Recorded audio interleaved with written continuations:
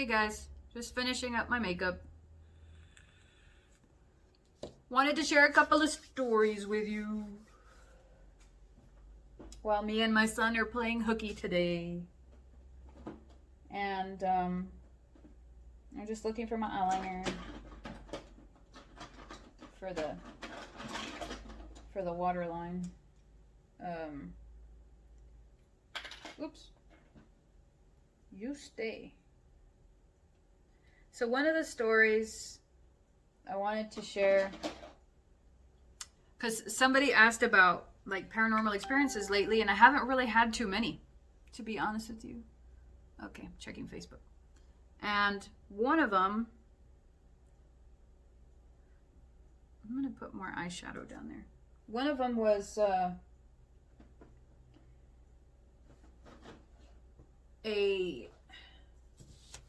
an occurrence in the cemetery. A friend of mine and I, ooh, that's a pretty green. A friend of mine and I went to the cemetery around dusk. And, ooh, look at that. Ooh. And we were just driving around. Oh, that is so pretty, James Charles. James Charles. We were driving around and you can barely see it. It started to get dark already. And this cemetery is kind of like a rest lawn. So they don't have any like above ground tombs. Nothing fancy. It's just like a lawn with tombstones. That's it. And trees. And mausoleums. Ooh, that looks nice. Trees, mausoleums, flat ground. That's it. So it's already getting dark. And we look over to the left of the car when we're driving down the little roads that are inside the cemetery. And we see these people standing there. And I'm going to tell you what I see. What he saw was different. I saw 4 men standing around a large hole. And from the hole was emanating a bright light. Now, of course, we're like, well, who are those guys? You know, we don't think anything like paranormal. We're just like, who are those guys? And what are they doing? And it looks to me like they're holding shovels. And it looks to me like they're digging. So I was like, oh, grave robbers. And I was like, I want to go. He's like, no, dude, stay here. They might have guns. I was like, damn it. So we just kind of watched for a second. We're parked there for like a good 20 or 30 seconds. And I see this light coming from the hole, right? Really, really bright. Looks like a fire. And I look kind of closer and I can see they're wearing like red plaid and blue plaid shirts. Like one guy's wearing red, one guy's wearing blue, another one's red, another one's blue. And they begin to stop doing what they're doing and they go from this to this and they look at us. And I saw their faces, and the best I can describe is they look like the Scream mask. Wide eyes, mouth right open, and they're like, we've been seen, and we see you. And I was like, oh, crap. And he's like, let's go. I said, okay. And the next day comes around, and we're eating breakfast in the same city. And he goes, one of us suggested going back and searching and looking, seeing what we could find. I forgot who, but we're like, okay, I mean, it's just right there. Let's go. And so we go back and we're looking all around, looking in the distance, maybe this is where it was, round about this area.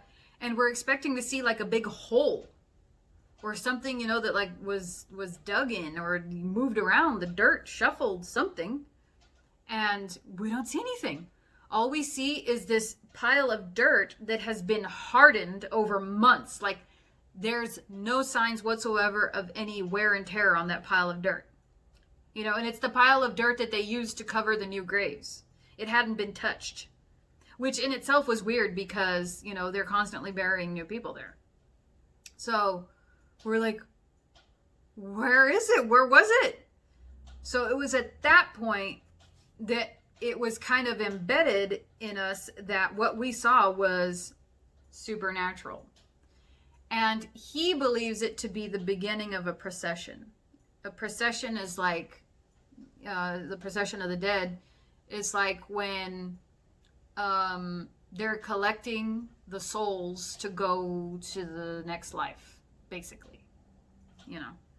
So I was like, maybe, but I think maybe we just saw like some dead gravediggers. Or maybe we saw some real life gravediggers and, you know, they were good at covering up their tracks. Who knows? Or maybe they were some old workers in the cemetery that died, and he's sworn that he's seen that type of procession go through, but there was people wearing black robes, that he's seen it go through that same cemetery. So there is a lot of funky stuff that happens in that area. A lot. I mean, the best EVPs and the best ghostly evidence that I've ever gotten has been in that area. And this is like deep South Texas in San Benito. And oddly enough, San Benito, the Saint San Benito or Saint Benedict, is known for exorcisms. That's funny. But anyway, so there's that story, which was so freaking fun. And then there's another story of when my mom's been commenting on my channel. Hey Mom, if you're watching. She had gone to the hospital. They didn't know what was wrong with her. I think it was depression, but they didn't know what was wrong with her. They just took her off all these pills that she wasn't supposed to be on in the first place. She has lupus, so she's constantly in pain, constantly getting infections, constantly going to the hospital for just different ailments. Her body is always attacking itself. It's an autoimmune disorder, so it's always attacking itself. I need to get to the post office. Okay. And so she's in there and they don't know what's wrong with her. They take her off all the medications that she needs to be off of. That's for certain, and that needed to happen. But she's in there and they're not diagnosing her with anything, and they don't know even why she's staying there. They just are like, we don't have a diagnosis. So I got fed up and I was like, I'm going to go over there and use the methods that I've been learning lately to try to clean her, you know? And so I took my book of Proverbs and Psalms and other prayers with me. I took 2 eggs, I took holy water, I took some herbs, and that's it. And I went over there and I was like, my stepdad was there, and my stepdad's not really religious. Like, he will not go to church. And that's fine, that's his decision. But let me see what I'm going to use here. Should I do glimmer or no? So I told him, read these passages. Ooh, that's nice. I was like, read these passages and just keep reading them. Don't stop. So he did. And as he was doing so, I was cleaning her down with the egg and saying the prayers along with him. And she was just laying in the hospital bed.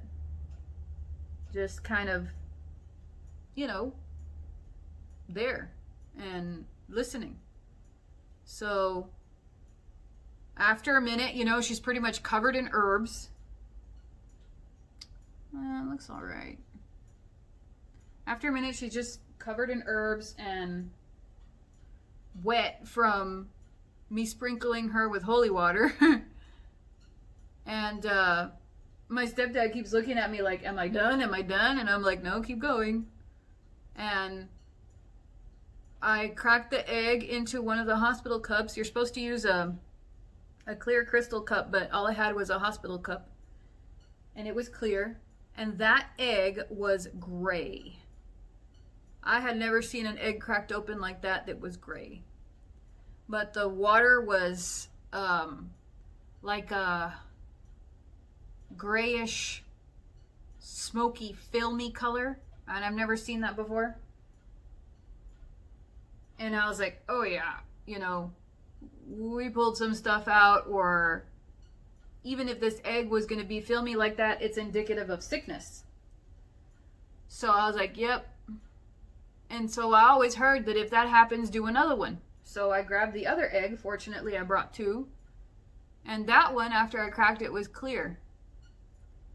So I think she was in the hospital for 2 weeks or so.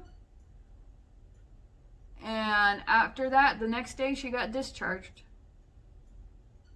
So I'm not saying that it was that specifically. But faith is a very powerful thing. And belief is a very powerful thing. And we've seen evidence of how faith can heal a person. But the person has to have faith in themselves. They have to believe it's going to work. So in this case, she did, and she was discharged the next day. And I'm not trying to discredit the method itself. I firmly believe in it to a certain extent. Not quite as literally as some people do, but it worked. And since then, she hasn't had the same kind of bouts that she did have. Granted, she's not on the same medications, but it's just funny how everything works out that way. Okay. I got about 15 minutes before I have to wake the boy up, and I wanted to address a subject while I'm in the filming mood. Okay. So I had this dream, about this pig, this spotted pig, who was super cute and pink. And she, you can tell, just gave birth to some piglets because her little nipples were hanging down pretty far. And she was on this mechanism that rolled, kind of like she was on this rolling table type of thing. And she, like, her legs were firm and she was attached to it, and like she was getting used for her milk, kind of like the way they do with cows, the way they keep them stationary. But in this case, she was like on a rolling robot type thing, like she traveled around on that rolling table. So I start to notice that she has little cuts and chunks taken out of her, and she's in pain. Like she's really in pain. And I touch her and I start petting her, and she's just kind of giving me this sympathetic look like, man, it hurts. It hurts so bad. And I start to notice after I'm petting her that my son starts to exude the same lacerations on his body, and he's crying and he's aching, and he's literally a mirror image of that little pig, And the dream insinuated that I had a curse transfer from that pig, bounce off of me and go to my son, because I'm stronger than he is. So in the dream, I went to my sister to help remove this curse, and she did, and my son was restored back to normal. And I was told in the dream that it was implied that it was the neighbors that sent it to me. So I woke up after thinking, oh, I have to go take care of the neighbors now. So I woke up and I was thinking, okay, well, the purpose of animals and magical workings, like, I've heard of them as messengers. I've heard of them as being used in a sympathetic manner, kind of like a doll, when people use animals to torture another person through sympathetic magic. I've heard of animals being like shapeshifters, like they're people, but they shapeshift, into animals, for taking also like spiritual journeys, but also for getting intel, And of course, I've heard of animals coming to you as like a sign, and I've heard of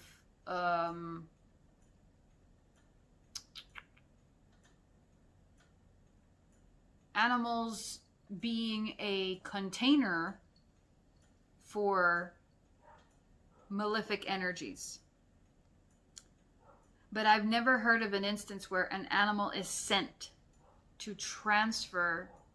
It's almost kind of like the curse is piggybacking on the animal so that it can be transferred like a parasite to the person. So once the animal delivers the curse, the animal is fine after that, or it's set free, or it's killed, or whatever. You know, and so I've heard of the lines in between, but never actually heard it like that. So I wanted to know if you guys have heard of anything like that. Oh, I've also heard also animals used as sacrifice. Everybody's heard that one. But I wanted to know if you guys have heard of anything that specific, where a curse is laid on an animal and it is sent to the person as like a messenger, and that person is supposed to interact with it so that the curse gets laid on them. Have you ever heard that before? Oh, I've also heard of animals being sent to people to agitate or to destroy things, like an animal being sent to a person to, I don't know, like a fox being sent to a chicken coop to destroy the chickens, to leave a lasting impression, like between two feuding neighbors, you know? I've heard of those situations, but not the one I'm curious about because of that dream. So I want to know if you guys have ever heard of those instances. I know that magic is limitless and that it's really all dependent on the person's intentions, but I don't know, I'm just curious. So I wanted to know if you guys have ever heard of anything like that. So I gotta go. I will talk to you guys later.